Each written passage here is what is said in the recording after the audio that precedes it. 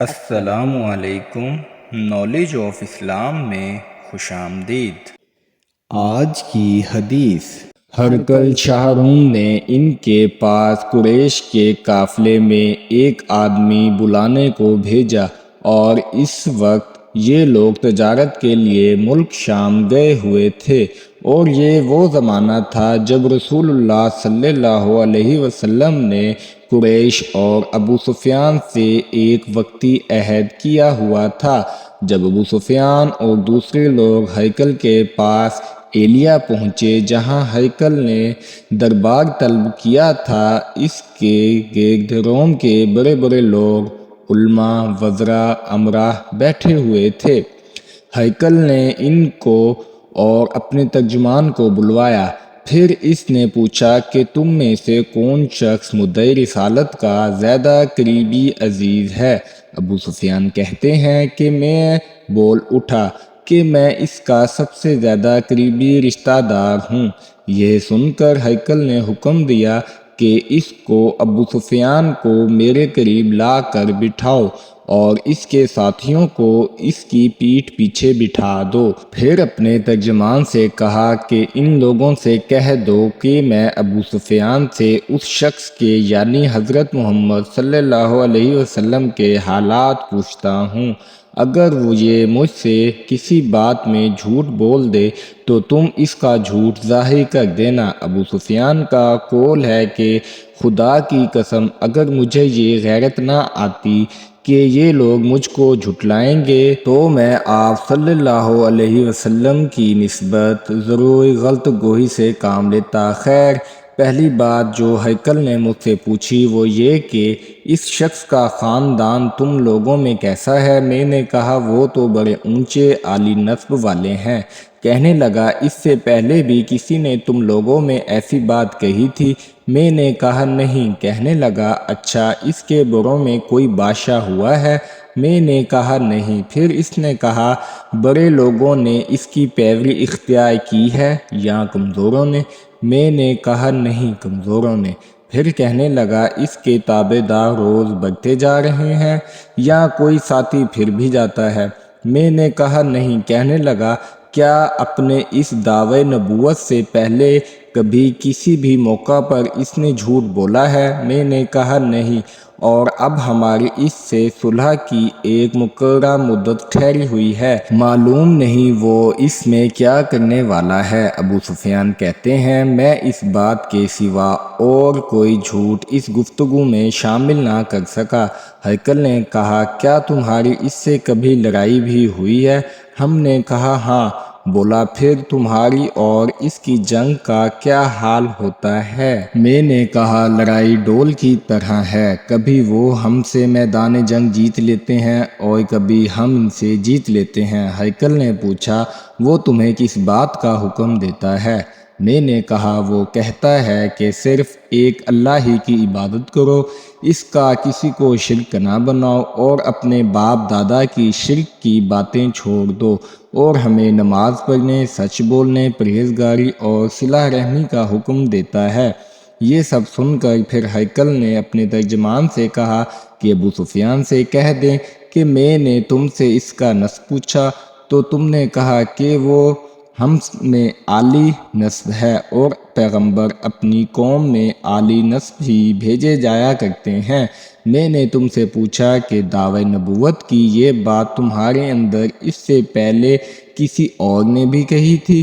تو تم نے جواب دیا کہ نہیں۔ تب میں نے اپنے دل میں کہا کہ اگر یہ بات اس سے پہلے کسی نے کہی ہوتی تو میں سمجھتا کہ اس شخص نے بھی اسی بات کی تقلید کی ہے جو پہلے کہی جا چکی ہے۔ میں نے تم سے پوچھا کہ اس کے بروں میں کوئی بادشاہ بھی گزرا ہے؟ تو تم نے کہا کہ نہیں۔ تو میں نے اپنے دل میں کہا کہ ان کے بزرگوں میں سے کوئی بادشاہ ہوا ہوگا تو کہہ دوں گا کہ وہ شخص اس بہانہ اپنے آباء و اجداد کی بادشاہت اور ان کا ملک دوبارہ حاصل کرنا چاہتا ہے۔ اور میں نے تم سے پوچھا کہ اس بات کے کہنے یعنی پیغمبری کا دعویٰ کرنے سے پہلے تم نے کبھی اس کو دروغ گوئی کا الزام لگایا ہے؟ تو تم نے کہا کہ نہیں۔ تو میں نے سمجھ لیا کہ جو شخص آدمیوں کے ساتھ دروغ گوئی سے بچے اور اللہ کے بارے میں کیسے جھوٹی بات کہہ سکتا ہے؟ اور میں نے تم سے پوچھا کہ بڑے لوگ اس کے پیور ہوتے ہیں یا کمزور آدمی، تو تم نے کہا کمزوروں نے اس کی اتباع کی ہے، تو دراصل یہی لوگ پیغمبروں کے متبعین ہوتے ہیں۔ اور میں نے تم سے پوچھا کہ اس کے ساتھی بڑھ رہے ہیں یا کم ہو رہے ہیں، تو تم نے کہا وہ بڑھ رہے ہیں۔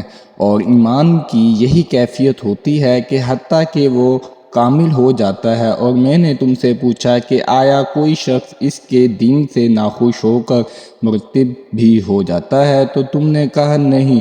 تو ایمان کی خاصیت بھی یہی ہے، جن کے دلوں میں اس کی مسرت رچ بس جائے اور اس سے لوٹا نہیں کرتے۔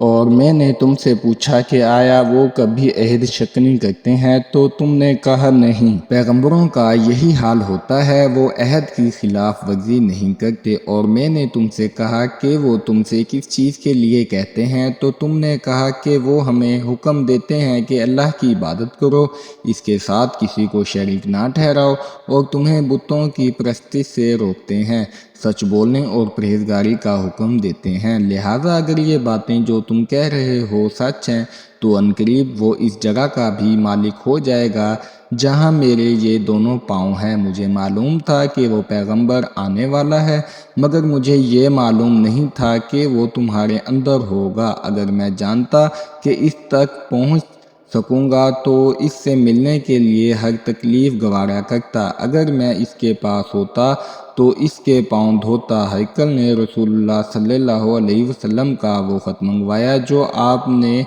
وہیہ کلبی رضی اللہ عنہ کے ذریعہ حاکم بصری کے پاس بھیجا تھا، اور اس نے وہ ہیکل کے پاس بھیج دیا تھا۔ پھر اس کو پڑھا تو اس میں لکھا تھا، اللہ کے نام کے ساتھ جو نہایت مہربان اور رحم والا ہے۔ اللہ کے بندے اور اس کے پیغمبر محمد صلی اللہ علیہ وسلم کی طرف سے یہ خط ہے شاہ روم کے لیے۔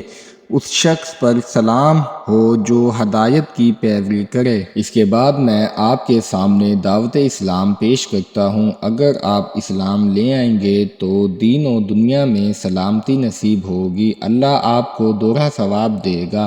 اور اگر آپ میری دعوت سے روگردانی کریں گے تو آپ کی رعایا کا گناہ بھی آپ ہی پر ہوگا۔ اور اے اہل کتاب، ایک ایسی بات پر آ جاؤ جو ہمارے اور تمہارے درمیان یکساں ہے، اور یہ کہ ہم اللہ کے سوا کسی کی عبادت نہ کریں اور کسی کو اس کا شریک نہ ٹھہرائیں، اور نہ ہم میں سے کوئی کسی کو خدا کے سوا اپنا رب بنائے۔ پھر اگر وہ اہل کتاب اس بات سے منہ پھیر لیں تو مسلمانوں، تم ان سے کہہ دو کہ تم مانو یا نہ مانو، ہم تو ایک خدا کی اطاعت گزار ہیں۔ ابو سفیان کہتے ہیں، جب ہیکل نے جو کچھ کہنا تھا کہہ دیا اور خط پڑھ کر فارغ ہو گیا تو اس کے ارد گرد بہت شور غوغا ہوا، بہت سی آوازیں اٹھیں اور ہمیں باہر نکال دیا گیا۔ تب میں نے اپنے ساتھیوں سے کہا کہ ابو کشبہ کے بیٹے آن حضرت صلی اللہ علیہ وسلم کا معاملہ تو بہت بڑھ گیا ہے۔ دیکھو تو اس سے بنی اصفر روم کا بادشاہ بھی ڈرتا ہے۔ مجھے اس وقت سے اس بات کا یقین ہو گیا کہ حضور صلی اللہ علیہ وسلم عنقریب غالب ہو کر رہیں گے۔ اللہ نے مجھے مسلمان کر دیا۔ راوی کا بیان ہے کہ ابن ناطور ایلیاء کا حاکم، ہیکل کا مصاحب اور شام کے نصارہ کا لارڈ پادری بیان کرتا تھا کہ ہیکل جب ایلیاء آیا ایک دن صبح کو پریشان اٹھا تو اس کے درباریوں نے دریافت کیا کہ آج ہم آپ کی حالت بدلتی ہوئی پاتے ہیں، کیا وجہ ہے؟ ابن ناطوری کا بیان ہے کہ ہیکل نجومی تھا، علم نجوم میں وہ پوری مہارت رکھتا تھا، اور اس نے اپنے ہم نشینوں کو بتایا کہ میں نے آج رات ستاروں پر نظر ڈالی تو دیکھا کہ ختنہ کرنے والوں کا بادشاہ ہمارے ملک پر غالب آ گیا ہے۔